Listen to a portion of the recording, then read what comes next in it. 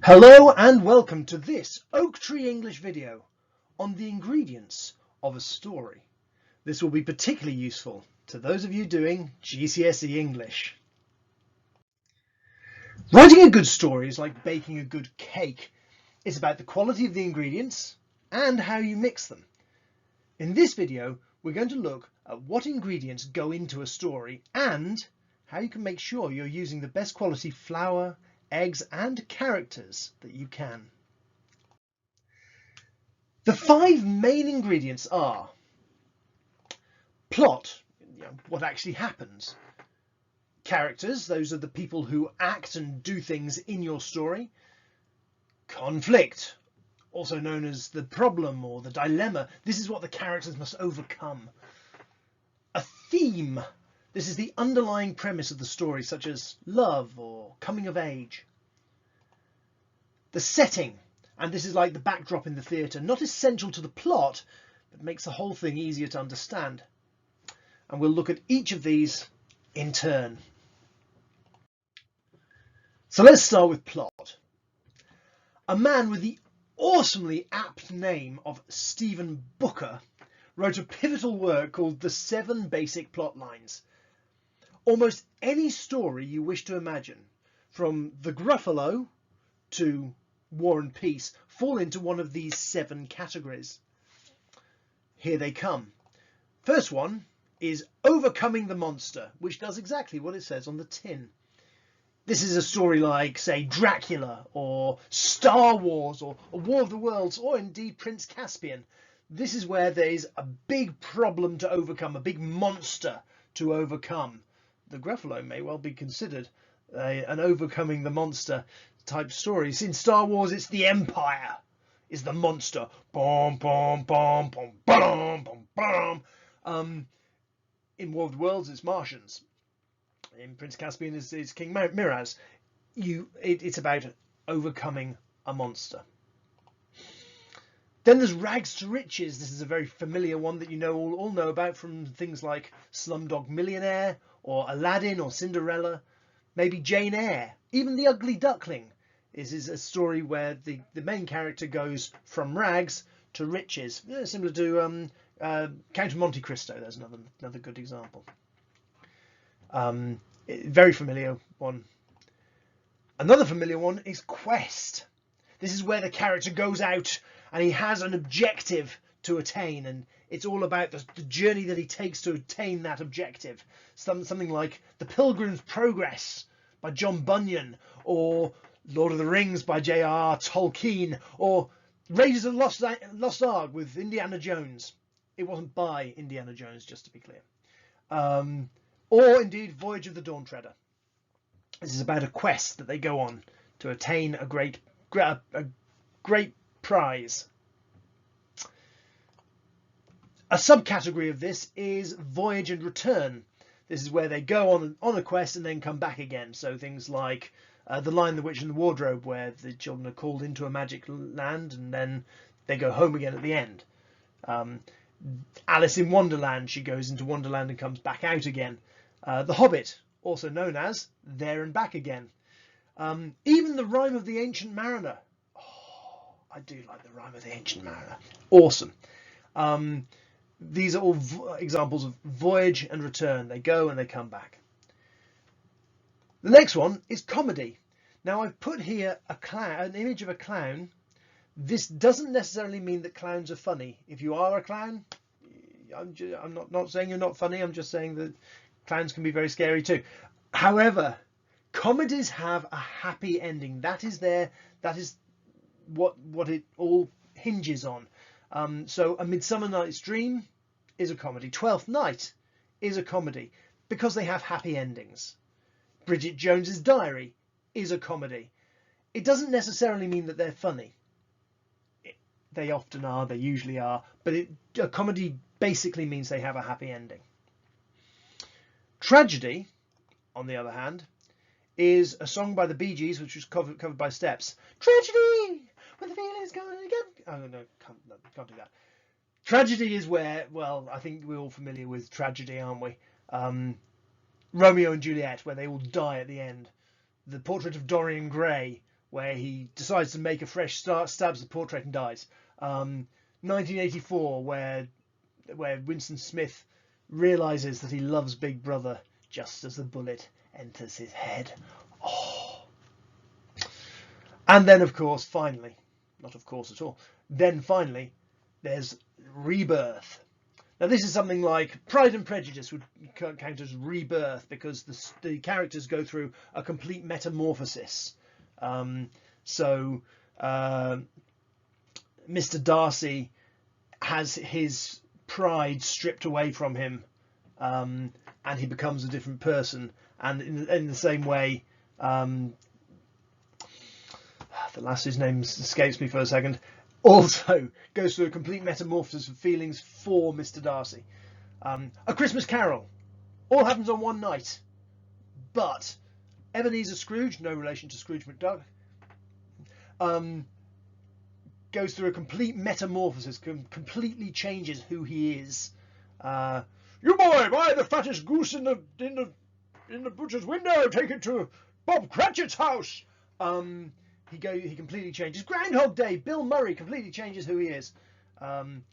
Beauty and the Beast, both of those characters change completely. Or you could also argue for The Last Battle. I'm bringing Narnia into this quite a lot, aren't I? So the Last Battle is also a rebirth story. And these are the 7 plot lines, and pretty much every story, as I said at the beginning, every story you have ever read or come across falls into one of these 7 plots, but they will have something in common. And that is that they will follow the story mountain, which is a lot like that mountain there. The story mountain is a set arc of a story, and different characters might go through different parts of this story at different times, or possibly the whole story will be worked up around this. Let's have a look at the 5 stages of the story mountain. Firstly, there's the opening. This is where you set the scene. It was a dark and stormy night. Somewhere, someone was being murdered. Or maybe, it was the best of times. It was the worst of times. Can't beat a little bit of Dickens here and there, unless you have a very big stick. So an opening is where you set the scene, you introduce your characters, you introduce your premise, and then you go into the build-up. You start climbing the mountain. This is where you do a lot of your show, don't tell activities. What? Show, don't tell. Here I'm switching from my words to those of C.S. Lewis. Don't use adjectives which merely tell us how you want us to feel about the thing you're describing. I mean, instead of telling us a thing was terrible, describe it so that we will be terrified. Don't say it was delightful. Make us say, oh, delightful, when we've read the description. You see, all those words, horrifying, wonderful, hideous, exquisite, are only like saying to your readers, please will you do my job for me? The build-up is where you're building a little bit of tension, a little bit. This is where you'll put in your foreshadowing. That's where you've got your idea of telling what's going to happen in the story, or hinting at what's going to happen in the story without actually telling the story. Very exciting. And then you reach the peak, the climax, the problem, the conflict, the dilemma. So you've got to decide what is the issue, what are the barriers, and are they going to overcome them or are they not going to overcome them? But make the problem seem insurmountable. Make it seem like something really difficult to get round. And when you've done that, then this is where, by the way, where you'll put all your action and your drama. Once you've got a problem, it makes the resolution so much more exciting. This is where you solve the problem. This is your place to be clever. This is the bit where you think, now, possibly before you've even done the opening, the build-up, or the problem, you think, if there was this problem, it would be easily overcome with this. I know this little fact, that would resolve a problem like this, and you can start your planning from the resolution. You don't have to, you can. And then you've got the ending. Boom, there it is. Now the ending, there's really 6 main endings that you'll get. You'll have a resolved or a satisfying ending, which is where everyone lives happily ever after, like at the end of the Twilight films, and the vampire Twilighty girl goes off, and Elizabeth Swann, and all of her problems are resolved. Isn't that sweet? Isn't that sickening? This is a satisfying ending. An unresolved ending, this would be like a cliffhanger. This is what is used in soap operas all the time, or in TV series. They always end on a cliffhanger, an unresolved point. Also, most of the Harry Potter books end with a cliffhanger, where what's going to happen next year, what's going to happen when, there's always unresolved questions. That's a cliffhanger. It's a perfectly acceptable ending. Try and plan to have that ending, and don't just let that ending happen. You might have an unexpected ending or a twist at the end, like in Sixth Sense. I see dead people walking around like regular people. Sixth Sense, where Bruce Willis finds out, well, I won't ruin the ending for you if you haven't seen it. He's dead! Or it might be like Roald Dahl's Revolting Rhymes, Little Red Riding Hood, where she, the small girl's smile, one eyelid flickers. She whips a pistol from her knickers. She aims it at the creature's head, and bang, bang, bang, she shoots him dead. I do like a bit of Roald Dahl, I have to say.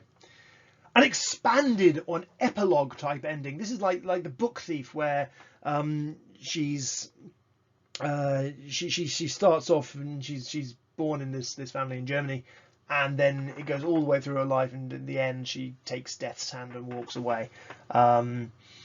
Or the last Harry Potter book, where they all get married and they meet again at the station with their kids, all about to go off to Hogwarts. You could argue that that's also the last one, but I'll come back to that. Perhaps it's an ambiguous ending. This is something like Inception, if you've seen that. That's where it's a Leonardo DiCaprio film. It happens in dreams, and it's all about ideas being planted in dreams. It's a fascinating, brilliant film. Love the theme. And at the end, he spins a spinner, and if it falls over, he's in a dream. And if it doesn't fall over, then he's not in a dream. And it sort of wobbles, and the camera goes away. So we don't actually know whether he was in a dream or not. It's an ambiguous ending. A tied or a circular ending, would this be something like The English Patient, where it starts off with the plane and then a crash, and then it ends up with telling the story back to the plane crash? You've got, or perhaps like Game of Thrones, where it goes full circle to so the last scene in Game of Thrones is them discussing around the small council table, and actually it's very much like the first small council meeting that you ever see in Game of Thrones. These are circular or tied endings, and you could argue the same for Harry Potter as well, of course. So this is the story mountain, and all of your stories will follow more or less this format. Into this, you're going to need to put some characters. So some characters you might want would be like a protagonist. In terms of, let's say, Little Red Riding Hood, this would be the person who does all the action, who is Little Red Riding Hood herself. You'll have a protagonist, and they need to struggle against someone, which is your antagonist. You don't need to know these terms, but it's fun to have them around. So the antagonist in Little Red Riding Hood would be, of course, the big bad wolf. Another character that often pops up is your confidant. This is the person who is the best friend in 10 Things I Hate About You, for example. Your confidant would be a fairly stable character, but doesn't have an awful lot to say or do.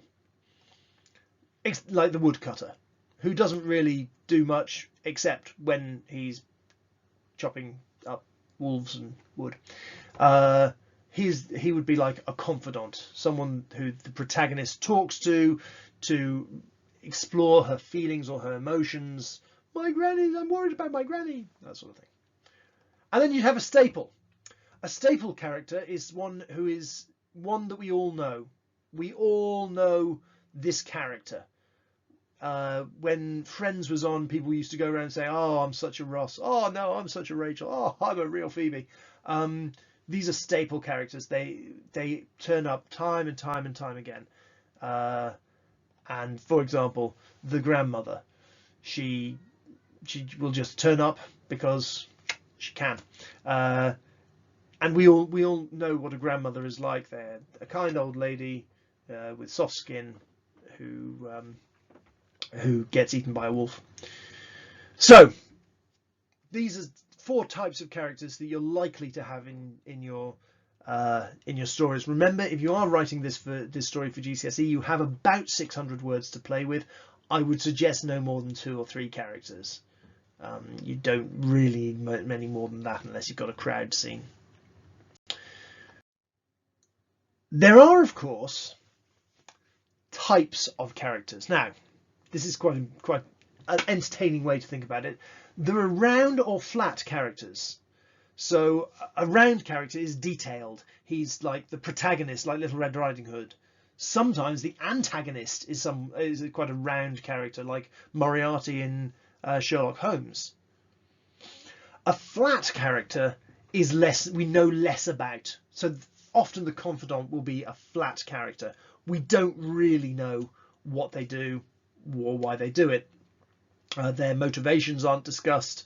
They just do what they do because it helps the plot. Then you'll have a static character. This is a character who does not change. Very often an antagonist will not change. The wolf will remain a wolf. A wolf will always just be following his impulse to eat grandmothers and possibly children. A static character doesn't change at all. A dynamic character, on the other hand, a dynamic character changes quite a lot over time. For example, the granny goes from living to digested. Not a great example, perhaps, but a dynamic character is one that changes. And even a flat character can be dynamic. A flat confidant can do one thing at the beginning of a story and something completely different at the end of the story. They can change, but they just are not necessarily well fleshed out in your writing. So characters. Now the next ingredient is conflict. There are many sorts of conflicts in the world and in literature. Here we're going to look at some common ones. First, we need a protagonist. Here he is. Now, we've got to think, what might he fight against? He might fight against nature, like that. We get examples of this in Robinson Crusoe, or the modern day equivalent Castaway, or in the film Gravity, or the phenomenal book Dune, which is well worth a read, by the way. Another thing he might fight against is another human. I've put man versus man, but the human in question here is this feisty wee lass here. We see this in Pride and Prejudice, where you've got man versus man, particularly Darcy versus the suave nasty bloke whose name I forget. Man versus man. We also see it in, say, The Girl with the Dragon Tattoo. Significantly, he might be man versus self. There he is. That's his mini-me. I shall call you mini-me. We see this in things like Dr. Jekyll fighting against Mr. Hyde, or Bruce Banner fighting against the Hulk.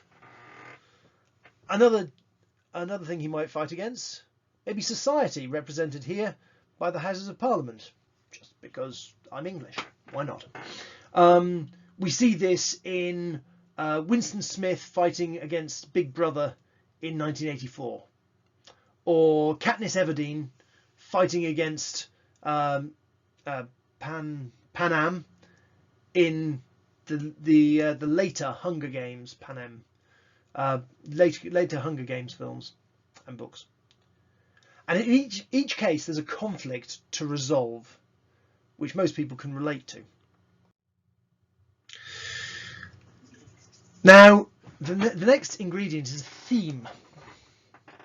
The theme is a universal message which underpins the character, plot, and setting. For example, the colour purple, spelt C-O-L-O-R, is a sad story of an African-American lass with an awful home life.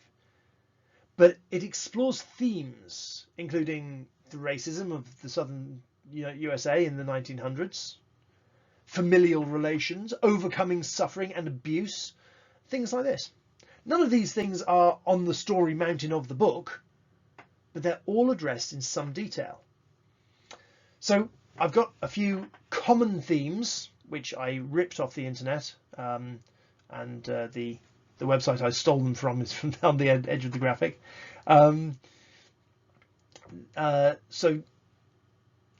there are a few common themes which get discussed in stories without them being an integral part of the plot. Have a look at these. You might have tragedy. We all know about tragedy. Time, life, fear, violence, money. The love of money is the root of all kinds of evil, as we all know after having read in 2 Timothy. Nature, suffering, childhood. We've all had a childhood. Storytelling, greed, poverty, religion, law and injustice, and crime. All of these things, there it is, pandorapost.com, all of these things are themes that might get discussed but would not necessarily be an integral part of the plot. They would just be under the surface. So when you come to write your story, what issues or themes would you like to address? What will be your theme? And then setting. Finally, setting. A setting is the backdrop to your story, and that will include time. When is it set? Is it present day? Is it the future? Is it the past? If it's the past, which period of history? What is the mood? Is it spooky, or happy, or mysterious, or peaceful? What about the place? Are you on this planet? I often ask myself that question. Are you in a city or in the countryside? Are you near the sea or mountains or a desert? What about society? Are you operating in regal high society, like in Bridgerton? Or are you in Dickensian slums? Are you in an oppressive dystopia like 1984? George Orwell does keep coming up, doesn't he? Or has humanity attained the perfect, fair and just society? In which case there may be only one character, just saying. You need a setting as a canvas upon which to draw your plot and your themes. And that's usually done in the opening part of your text. So finally, we started by saying that writing a story was like baking a cake. You put into your bowl a strong plot with a range of characters, the right degree of conflict, an engaging theme against a clear setting, and you should create a beautiful and possibly delicious story to read while eating a slice of cake. Thanks for listening, And I hope this video has helped you to write a story that will wow any readers or examiners. And if you do find yourself baking a cake as a result, please send me a slice. Thank you. Thanks for listening. Have a great day and good luck. Bye.